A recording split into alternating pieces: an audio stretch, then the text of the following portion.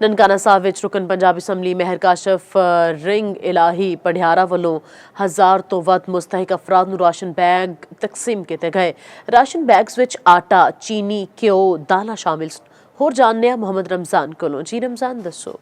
जी इस वेले मैं जनाब सूबाई असैंबली मैंबर जनाब मार काशिफ साहब पढ़ियार के डेरे से मौजूद हाँ। उन्होंने मुस्तहिक लोगों के राशन तकसीम करने का बहुत बड़ा इंतजाम किया है।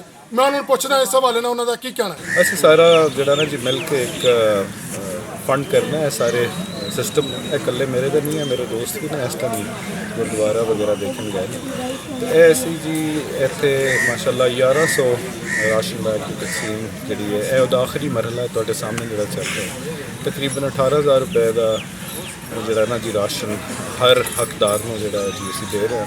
ਤਕਰੀਬਨ ਸਾਡੀ ਟੋਟਲ ਕਾਸਟ 2 ਕਰੋੜ ਰੁਪਇਆ ਅਲਹਮਦੁਲਿਲਾ ਆਈ ਹੈ ਔਰ ਅਸੀਂ ਲੱਭ ਕੇ ਬੇਵਾ ਜਿਹੜੀਆਂ ਨੇ ਜਾਂ ਸਿੰਗਲ ਮਦਰਸ ਜਾਂ ਬੂੜੇ ਜਾਂ ਮਜ਼ਦੂਰ ਸਿਰਫ ਉਹਨਾਂ ਲੋਕਾਂ ਨੂੰ ਟਾਰਗੇਟ ਕੀਤਾ ਹੈ।